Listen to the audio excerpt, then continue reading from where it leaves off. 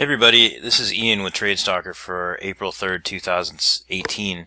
You can take a look and see these are the levels that Mike had given from the prior day, and there's some levels below here, but this one, wasn't even accessed, so I just listed the ones that are mostly in play.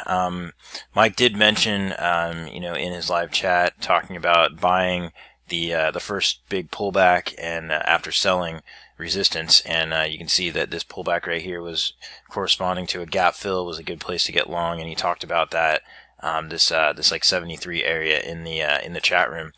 But overall, you can see how the market reacts with these levels. You got an initial nice reaction off this this level up here, this 97.5 to 98.5, which took the market down. Got a little bit of a bounce off this 85 to 86 before it broke down to fill the gap here, and then that was a buying area.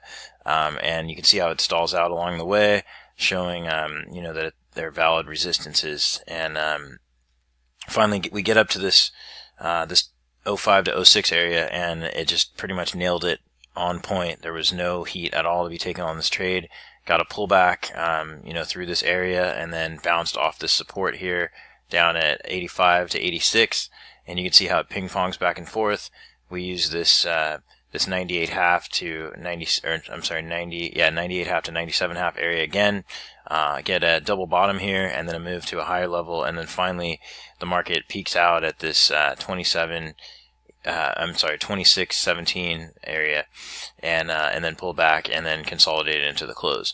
So overall, just a nice day with the levels giving you buys and sells on both sides, and having Mike with the chat is really helpful as well to know what the setups are and how to take these trades.